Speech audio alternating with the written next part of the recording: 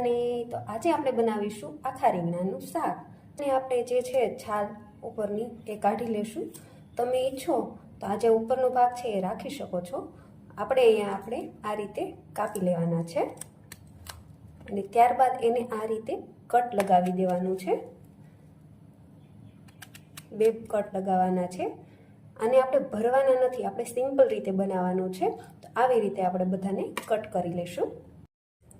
હવે રીંગણને જે છે આ રીતે આપણે બધા કટ કરી લીધા છે.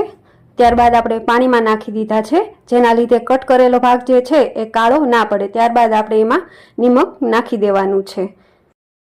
હવે આપણે રીંગણનો વઘાર કરી લઈશું. એના માટે મેં લીધું છે તેલ.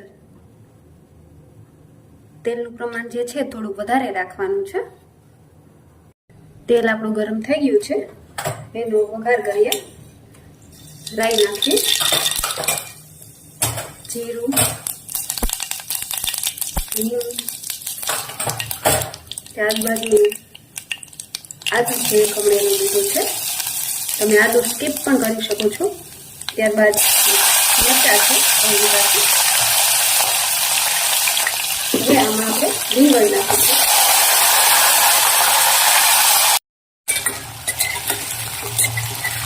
રીંગણને આપણે થોડાક સાંતળી લઈશું.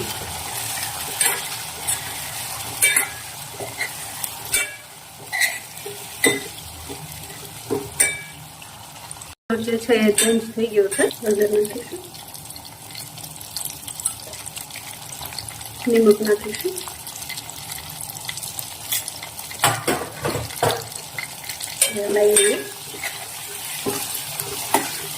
હવે આમાં આપણે થોડું પાણી નાખવાનું છે, જેથી નીચે બેસી ના જાય માટે.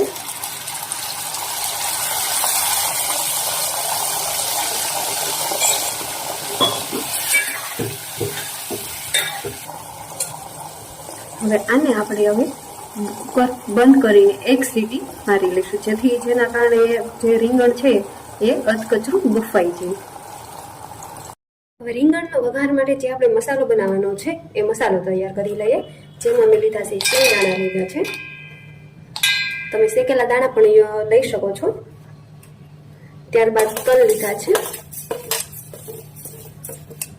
અને આ મસાલો આપણે વધારે પણ બનાવીને રાખી શકીએ છીએ, કે જ્યારે તમારે ભરેલા રીંગણાનું જો મેં કોઈ શાક બનાવવું હોય તો ત્યારે તમે આ ઇન્સ્ટન્ટ યુઝ કરી શકો છો. હવે આપણે લીધું છે ચવાણું. તમે એને જગ્યાએ તમે ચણાનો લોટ શેકીને પણ લઈ શકો છો, અધરવાઇઝ તમે ફાફડી અથવા તો ગાંઠિયા પણ લઈ શકો છો.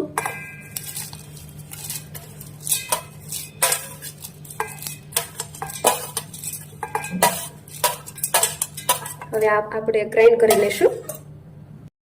હવે જે આપણે મસાલો છે દરદરો પીસી લીધો છે.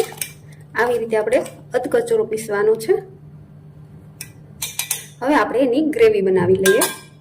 અહીંયા લીધા છે ટામેટા. તમે આની સાથે ડુંગળી પણ લઈ શકો છો. ટામેટાને આપણે લસણ નાખીશું. લસણ તમે સ્કીપ કરી શકો છો. હવે આપણે એને ગ્રાઇન્ડ કરી લઈશું. તો આપણે ટામેટા અને લસણની ગ્રેવી તૈયાર થઈ ગઈ છે. હવે આપણે એનો વઘાર કરીશું. હવે આપણા જે રીંગણ હતા એ સરસ બફાઈ ગયા છે. હવે આપણે કુકરને સાઈડમાં લઈ લઈશું અને ગ્રેવીનો વઘાર કરીશું. હવે આપણે ગ્રેવીના વઘાર માટે તેલ લઈ લીધું છે.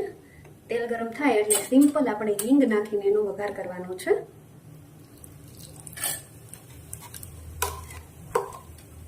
ત્યારબાદ આપણી જે ટમેટા અને લસણની ગ્રેવી છે એનો આપણે વઘાર કરીશું.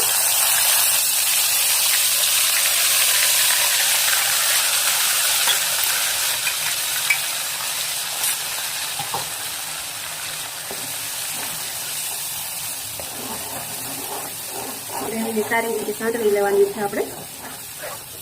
જ્યારે તેલ છૂટું પડે ત્યાં સુધી આપણે એને સાંતળી લઈશું. એમાં જરૂર મૂળું આપણે નિમક નાખી દઈશું.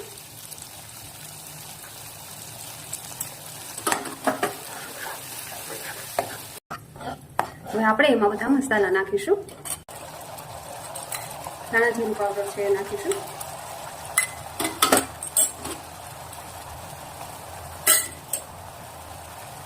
ચટણી છે, ચટણી તમે વધારે ઓછી લઈ શકો છો. જો તમે તીખું વધારે પસંદ કરતા હોય તો વધારે લઈ શકો છો. ત્યારબાદ ગરમ મસાલો છે એ નાખીશું.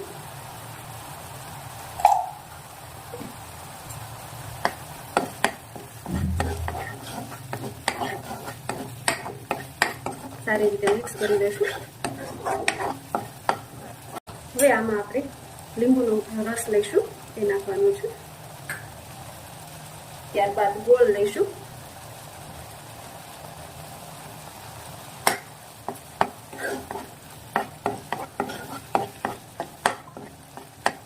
હવે આમાં આપણે પાણી નાખીશું.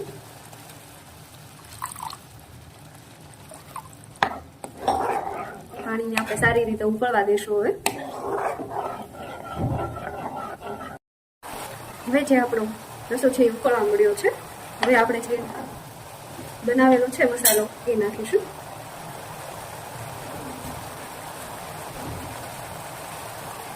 એ આપણે વધારે ઓછો તમે લઈ શકો છો. ગ્રેવી જો તમારે વધારે બનાવવી હોય તો તમે વધારે મસાલો પણ લઈ શકો છો.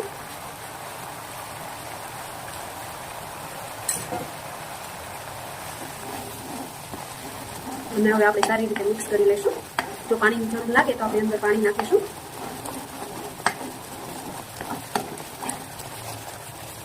કારણ કે આની અંદર આપણે જવાળું નાખેલું છે, જેના લીધે પાણી જે છે એ સોક કરી લે છે.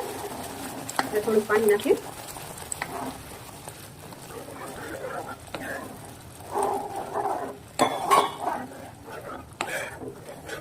હવે સારી રીતે આપણે એને ઉકળવા દઈએ.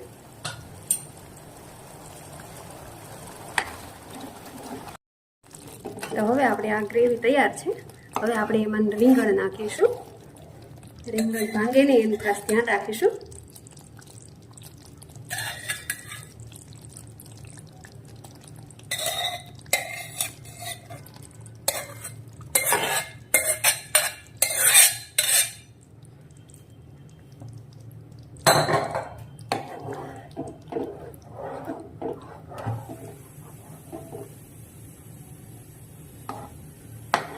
હવે સારી રીતે એને આપણે થોડીક વાર ઉકળવા દઈશું.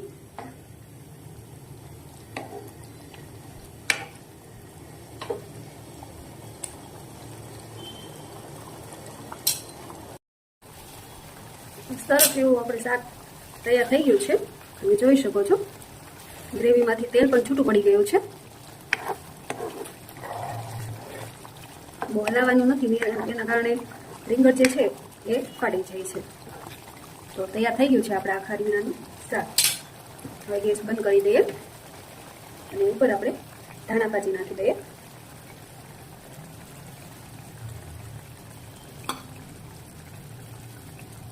હવે એને આપણે સર્વ કરી લઈએ. તો તૈયાર છે આખા રીંગણાનું શાક. જો તમને મારી આ રેસીપી સારી લાગી હોય તો મારી ચેનલને સબસ્ક્રાઇબ કરો, લાઈક કરો અને શેર કરો.